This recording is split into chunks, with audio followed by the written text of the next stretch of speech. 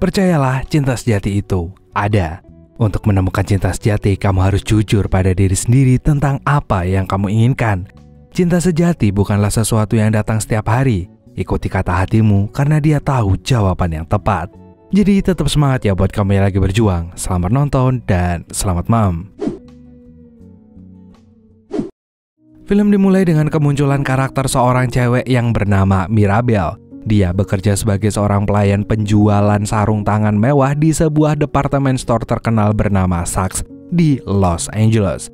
Setiap hari dia harus standby buat melayanin pengunjung yang datang ke store itu. Meskipun kadang capek karena harus berdiri selama berjam-jam, Mirabel tetap berusaha untuk profesional. Mirabel ini ngekos sendirian. Sepulang kerja, dia biasanya menyempatkan diri untuk menekuni passion dia dalam bidang menggambar. Mirabel adalah seorang seniman berbakat yang mengekspresikan emosinya melalui seni. Seni adalah pelarian dan cara baginya untuk menemukan kedamaian dalam hidup yang penuh kesepian ini. Pagi itu, Mirabel dapat panggilan dari koperasi kampus yang menagih hutang Mirabel saat masih kuliah yang belum terlunasi. Dengan penghasilan Mirabel yang pas-pasan, dia nggak bisa nyicil hutangnya sama sekali. Dan Mirabel pun disarankan untuk bisa meningkatkan penghasilannya biar bisa mengangsur hutangnya. Dan Mirabel pun cuma iya-iya aja. Setelah itu Mirabel pergi untuk laundry bajunya. Pas dia lagi melipat baju, ada seorang cowok yang ngajakin dia ngobrol. Awalnya Mirabel ini masih cuek bebek sama cowok itu. Apalagi dia terlihat canggung dan kikuk sehingga membuat Mirabel jadi ilfil. Namun lama-kelamaan Mirabel tertarik buat nanggepin si cowok yang namanya adalah Jeremy ini. Jeremy pun memberanikan diri buat minta nomornya Mirabel. Have your phone number so that I could call you. Dan sehari setelah pertemuan Jeremy dan Mirabel, mereka pun langsung kencan bareng. Jeremy pun membawa Mirabel buat duduk di depan bioskop selama berjam-jam. Mirabel pikir mereka bakal nonton film. Ternyata si Jeremy pengen aja bawa Mirabel buat duduk di depan bioskop untuk mencari ketenangan. Dia juga ngeles kalau lagi mencari inspirasi buat bikin desain tentang nama Mirabel. Padahal aslinya Jeremy ini gak mau ngajakin Mirabel nonton karena dia gak punya duit. Akhirnya daripada diam-diam baik di sana, Mirabel pun bayarin Jeremy buat nonton. Setelah nonton, mereka juga langsung pulang. Jeremy pun nganterin Mirabel sampai depan kamarnya. Tadinya Jeremy pengen mampir ke kosannya Mirabel, namun Mirabel menolaknya dan bilang kalau dia capek banget. Jeremy pun lalu minta Mirabel untuk mencatat nomornya di sebuah kertas. Pas memberikan kertas itu, Jeremy masih sempat mencari kesempatan mau nyium Mirabel. Udah jelas Mirabel menolaknya dan meminta Jeremy untuk segera pulang aja. Mirabel merasa kencan kali itu gagal total dan dia nggak cocok sama Jeremy. Dan Mirabel pun membuang catatan nomor Jeremy dan ingin segera melupakan semuanya. Besoknya Mirabel menjalani hari-hari dengan bekerja seperti biasa. Tapi tiba-tiba aja dia mulai memikirkan tentang Jeremy. Bisa dibilang Mirabel ini udah lama menjomblo. Kenapa dia nggak mencoba aja untuk PDKT sama Jeremy? Siapa tahu dengan makin mengenal Jeremy nantinya dia akan menemukan kecocokan. Dan Mirabel pun mengais-ngais tempat sampahnya untuk menemukan catatan kertas nomor HP-nya Jeremy. Untung aja kertas itu masih bisa ditemuin. Mirabel pun mencoba untuk menghubungi nomornya Jeremy. Namun telepon dari Mirabel itu nggak sengaja diabaikan sama si Jeremy. Sehingga dia hanya mendengar suara Jeremy yang lagi asik nonton pertandingan bola. Jeremy pun tersadar ketika dia nemu selembar kertas yang bertuliskan nomornya Mirabel. Dan dia langsung ngetik nomor itu dan menghubungi Mirabel. Mereka pun akhirnya teleponan dan membahas tentang kencan kedua. Dan Jeremy bilang kalau dia pengen main ke kosan Mirabel. Dan Mirabel pun gak keberatan dengan hal itu. Gak lama kemudian Jeremy udah ada di depan kosan Mirabel sambil bawain kentang goreng. Dia langsung masuk rumah dan mulai mengeksplor rumahnya Mirabel. Dia melihat-lihat koleksi album musik milik Mirabel dan dengerin lagu. Jeremy lalu diajak ke dalam kamarnya Mirabel. Dan pas di dalam kamar mereka kelihatan makin canggung. Akan tetapi Mirabel berusaha untuk memahaminya dan memancing Jeremy untuk melakukan sesuatu yang sangat mereka inginkan. Namun sayangnya Jeremy lupa nggak bawa sarung keamanan. Dia pun minta ke Mirabel untuk mencarikan kantong kresek sebagai ganti sarung keamanannya. Tentu aja Mirabel nggak mau melakukan itu. Mirabel tetap minta Jeremy buat segera cari barang tersebut ke warung terdekat. Dan dia pun keluar kosan Mirabel, tapi karena dia nggak mau repot, Jeremy malah minta ke tetangga kosannya Mirabel. Setelah mendapatkan barang itu, Jeremy langsung balik ke kosan Mirabel untuk melanjutkan aksinya. Dan setelah selesai beraksi, Jeremy membuka obrolan dengan sambat soal pekerjaannya. Jadi Jeremy ini adalah seorang teknisi di sebuah perusahaan amplifier atau penguat suara seperti speaker. Namun saat ini perusahaannya mengalami kesulitan untuk menjual barang dan Jeremy pun kebingungan. Selain gak mau kehilangan kerjaannya, Jeremy merasa kalau bidang ini adalah passion dia yang pengen jadi soundman. Jadi dia ingin membantu bosnya untuk menyelamatkan perusahaannya. Dan Mirabel yang mendengar sambatan itu hanya ngangguk-ngangguk aja. Dia lalu nyaranin Jeremy untuk berani bikin gebrakan baru biar perusahaan bosnya gak bangkrut. I mean, amps should be sold like cool things, you know? Well, Like, you should do something about it. Dan hari pun berganti, terlihat Mirabel sedang bekerja seperti biasanya. Dia lalu didatangi seorang pria yang ingin membeli sebuah sarung tangan. Mirabel pun melayani pria itu. Waktu sarung tangannya akan dibungkus, si pria ini menanyakan apa warna kesukaan Mirabel. Dan dia pun menjawab warna hitam. Pria itu pun minta sarung tangannya diganti dengan warna hitam. Dan setelah itu si pria ini pergi dengan membawa sarung tangannya.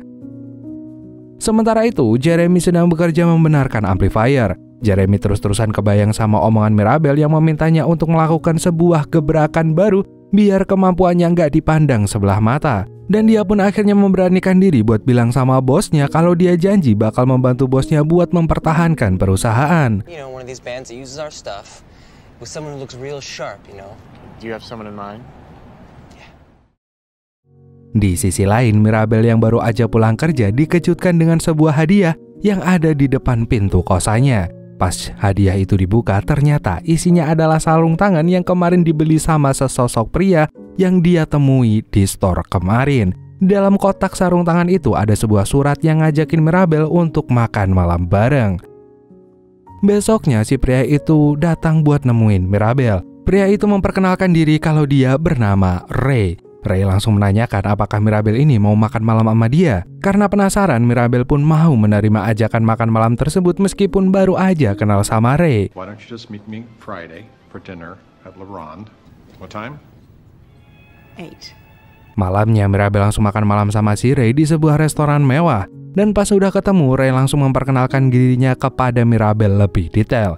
Jadi Ray ini adalah seorang pria kaya dan sukses yang bekerja sebagai pengusaha teknologi.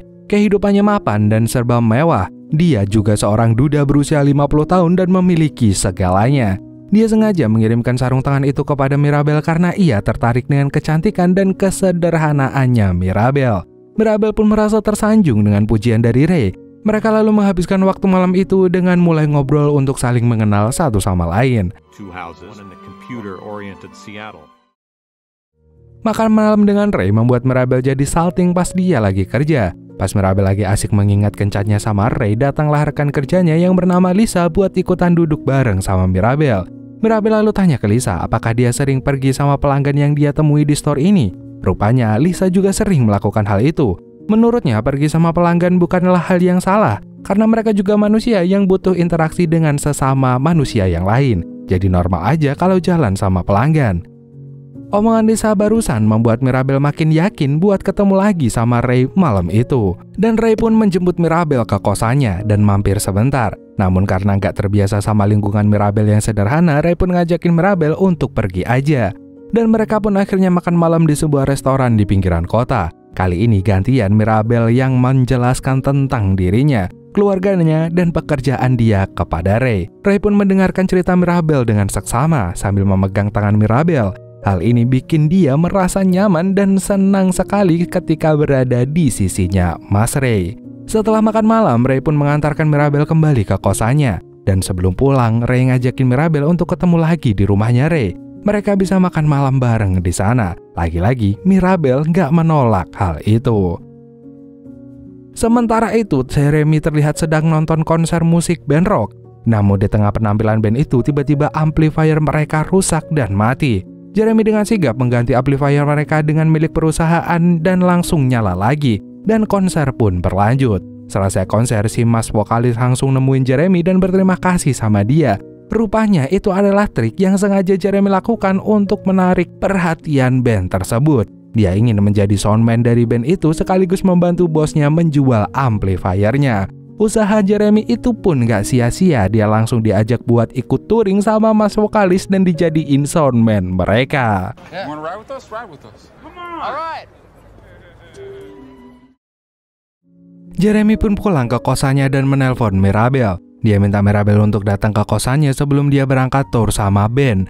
Namun Mirabel nggak bisa melakukan itu. Dia bilang kalau dia udah ketemu sama cowok lain yang sesuai dengan keinginan dia, yaitu Mas Ray. Come over. No, because I'm seeing someone. Mirabel pun lalu pergi buat makan malam di rumah Ray. Sesampainya di sana, Mirabel dibuat takjub sama rumahnya Ray yang gede banget dan bagus banget. Di rumah Ray, Mirabel juga bisa melihat bangunan kos-kosannya dengan menggunakan teleskop. Pas Mirabel mencobanya, dia malah nggak sengaja melihat Jeremy yang lagi berolahraga tangan. Mirabel langsung mengalihkan pandangannya dan memilih buat ngobrol sama Ray aja. Mirabel pun menceritakan tentang keluh kesah kerjaannya yang membosankan, tapi dia nggak punya pilihan lain sehingga harus tetap melakukan pekerjaannya itu. Ray pun lalu nawarin Mirabel untuk minum wine, tapi ditolak sama Mirabel. Dan untuk mencairkan suasana, Ray pun ngajakin Mirabel buat home tour. Mereka lalu mereview kamarnya Ray yang dilengkapi dengan pemandangan kota dan juga kolam renang. Momen itu dimanfaatkan sama Ray untuk memancing Mirabel dengan nakal. Tapi di tengah romansa itu, Ray malah ditelepon sama anak buahnya dan dia pun izin mematikan telepon itu dulu. Pas Ray balik ke kamar, Mirabel malah udah mapan dan siap untuk berperang sama Ray. Di sisi lain, Jeremy membawa rasa patah hatinya ikut tur sama band rock itu. Dia pun dikenalkan sama semua anggota band dan diperlakukan dengan baik karena Jeremy ini pinter. Jeremy lalu rebahan sambil mendengarkan lagu rock untuk mengalihkan rasa sedihnya. Namun tiba-tiba mas vokalis mengganti lagu tersebut dengan audio untuk meditasi biar Jeremy lebih tenang. Sementara itu, Mirabel mulai menikmati hubungannya dengan Ray. Jarak usia yang cukup jauh nggak jadi masalah buat Mirabel, karena dia malah merasa dibimbing dan dimanja sama Ray. Pagi itu ketika mereka berdua sarapan, Ray menjelaskan tentang hubungan yang dia mau. Saat ini Ray hanya ingin menjalani hubungan yang biasa aja tanpa ada komitmen seperti pacaran atau bahkan menikah. Dia tidak ingin menjalin hubungan yang serius sama Mirabel, tapi dia ingin memiliki Mirabel. Mirabel nggak keberatan dengan status itu karena dia juga masih belum memastikan perasaannya sama Ray seperti apa. Setelah pertemuannya dengan Ray, Mirabel cerita sama teman-temannya kalau Ray ini seorang yang dewasa, kaya, dan juga mapan. Jarak usia nggak jadi masalah untuk Mirabel, yang penting si Ray ini bisa memberikan apa yang Mirabel butuhkan. Mirabel juga merasa kalau suatu saat nanti pasti Ray akan benar-benar mencintai dia dan nggak akan pernah melepaskannya.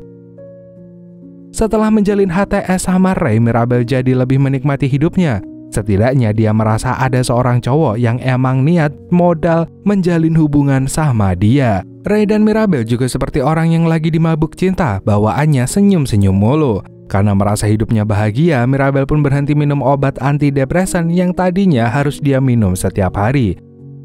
Sementara itu, Jeremy diajak untuk membeli beberapa DVD sama mas vokalis. Rupanya kegalauan yang dirasakan sama Jeremy ini bikin mas vokalis merasa iba sama si Jeremy.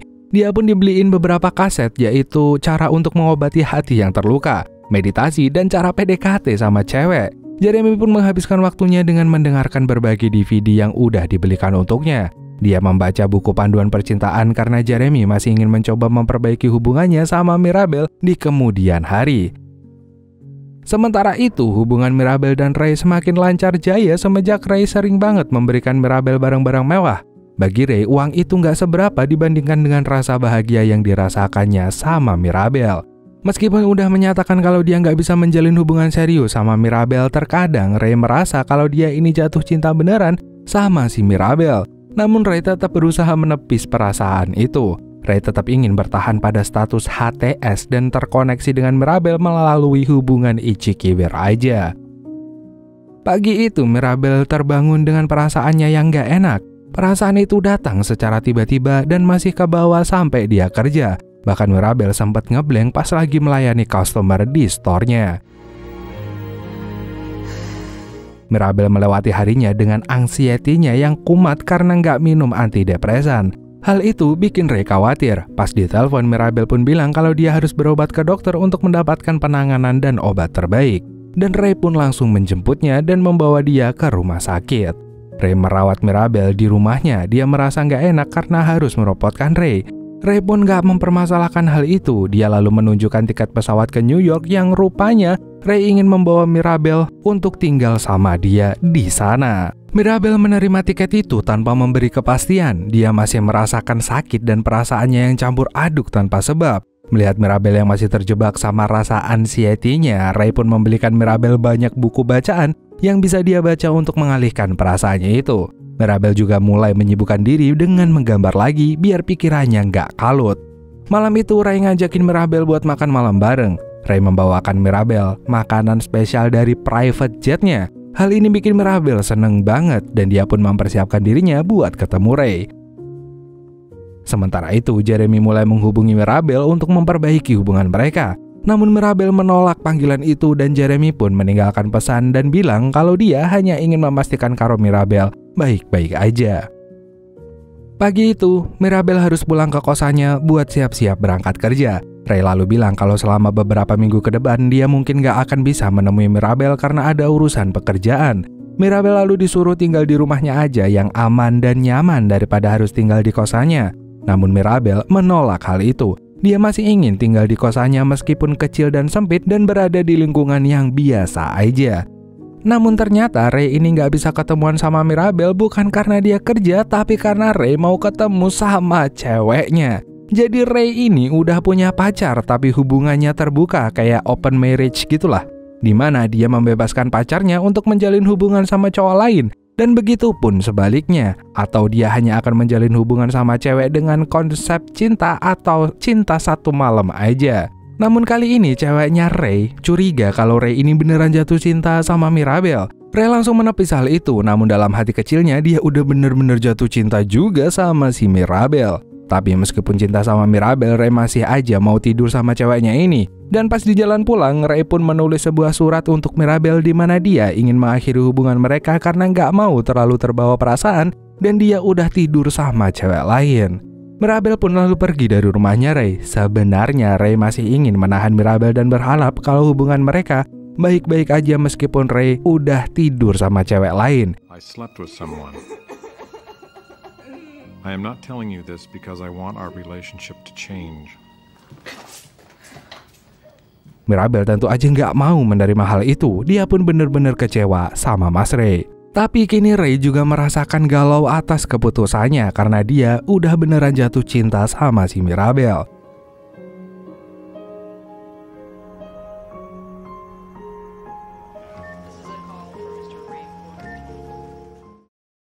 Untuk menghilangkan rasa galaunya, Mirabel memutuskan untuk pulang kampung aja. Dia ingin melewati Halloween bersama ayah dan ibunya tanpa harus memikirkan Ray. Mirabel pun menceritakan tentang kehidupan dia selama merantau. Di sisi lain, rasa galau yang dirasakan sama Ray malah bikin dia jadi nggak fokus ngapa-ngapain.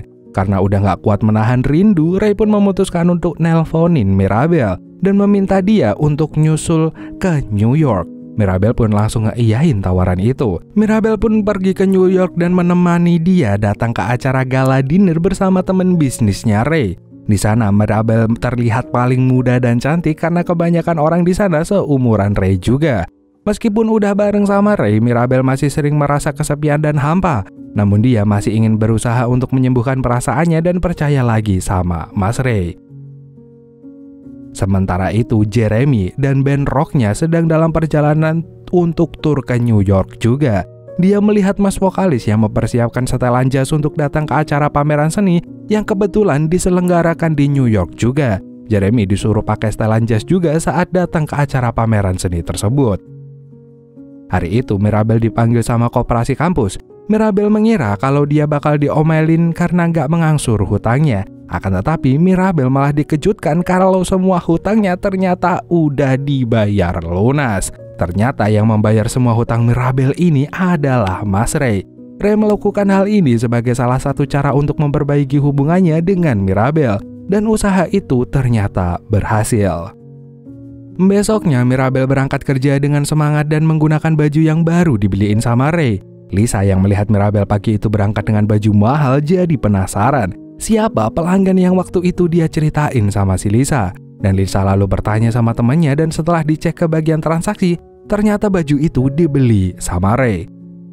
Hari itu Mirabel janjian sama Ray untuk ketemuan di acara pameran seni. Mirabel pun tampil cantik dengan dress yang membuat dia semakin terlihat anggun.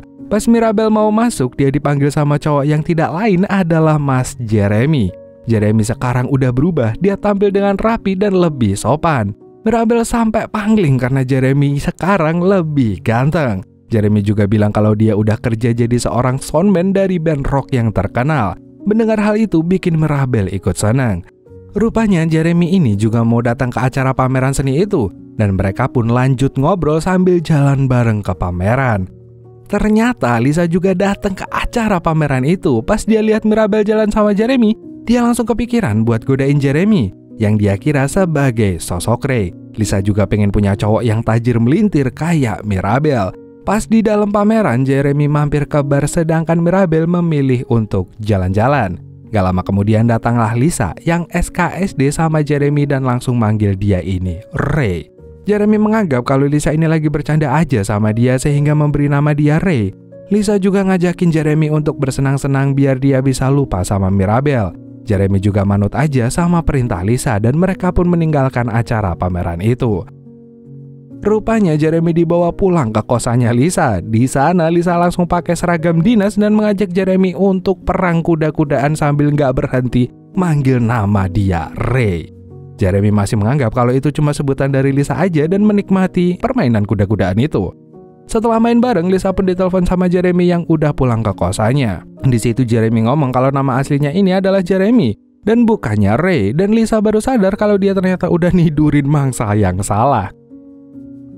Sementara itu, Mirabel pun ketemuan sama Ray lalu ngajakin Mirabel buat pulang dengan menggunakan mobilnya Mirabel. Sepanjang perjalanan dia terus memandangi Mirabel. Dia merasa ingin selalu bersama Mirabel dan dia sadar kalau sebenarnya dia sangat mencintai Mbak Mirabel. Keesokan harinya, Ray cerita kalau dia bakalan pindah dinas ke daerah pinggiran New York. Dia juga sekalian pengen cari rumah yang lebih besar untuk jaga-jaga kalau misalkan dia bakal dapet cewek lagi dan berkeluarga. Kalimat itu bagaikan petir yang menyambar rasa kepercayaan Mirabel. Mirabel langsung yakin kalau emang hubungannya sama Ray ini harus benar-benar disudahi. Why don't you love me? I thought you understood. I can either hurt now or hurt later. Dan endingnya Mirabel sendiri lagi dengan rasa hampa dan kesepian yang lagi-lagi menyelimuti dirinya. Namun dia lebih memilih seperti itu daripada harus terjebak sama seseorang yang gak bisa memberikan rasa yang tulus kepadanya. Mirabel pun sadar kalau materi aja gak cukup untuk memuaskan rasa haus kasih sayangnya. Mirabel juga kembali menikmati hidupnya dengan menggambar, membuat karya, nonton konser, dan pindah tempat kerja biar nggak bisa dilacak sama si Ray. Dan dia ingin mulai kehidupannya yang baru. Namun rasa kesepian itu mulai berubah ketika ada sebuah hadiah yang dikirimkan ke kosannya. Hadiah sederhana yang sangat membuatnya senang karena itu adalah pemberian dari Mas Jeremy. Mirabel dan Jeremy akhirnya mencoba untuk memulai hubungan mereka lagi dengan benar. Kali ini Jeremy lebih percaya diri karena ia udah punya penghasilan yang cukup untuk menyenangkan Mirabel. Mereka pun mulai menjalani kencan lagi. Kali ini Mirabel merasa jika cinta dari Jeremy ini benar-benar tulus dan mau berjuang untuknya. Sedangkan bagi Jeremy, Mirabel adalah sosok yang merubah Jeremy jadi orang yang lebih dewasa dan bertanggung jawab. Dia nggak akan mau melepaskan Mirabel untuk kedua kalinya. Suatu hari Mirabel berhasil membuat pameran hasil karya seninya sendiri dan Ray pun datang ke acara itu untuk menemui Mirabel. Ray langsung menyatakan perasaannya pada Mirabel, namun Mirabel udah nggak mau lagi berhubungan sama Ray. Dia saat ini sudah menemukan cinta sejatinya yang setara dan yang dia inginkan.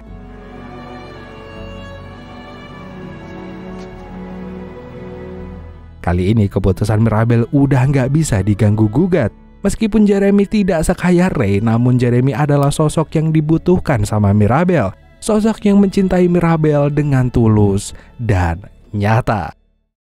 Dan filmnya pun tamat. Anjay, film ini memang bikin kita kebawa emosi ya guys. Karena gimana ya, ini film tuh sebenarnya anjay. Karena ceweknya tuh plan banget. Anjay, lu pengen yang mana sih? Pengen kaya tapi sibuk atau pengen yang miskin tapi setia? Ya pokoknya dari film ini kita bisa belajar ya guys ya. Kalau yang namanya keluar dari toxic relationship itu emang gak gampang. Tapi kalau harus terjebak sama orang yang gak ngasih kepastian, waduh, malah bikin hati sengsara, kata mbak penulisnya. Kayaknya dia curhat tuh. Oke, mungkin sekian dulu dari Emon. Terima kasih buat kalian yang udah nonton video ini sampai akhir. See you next time dan dadah.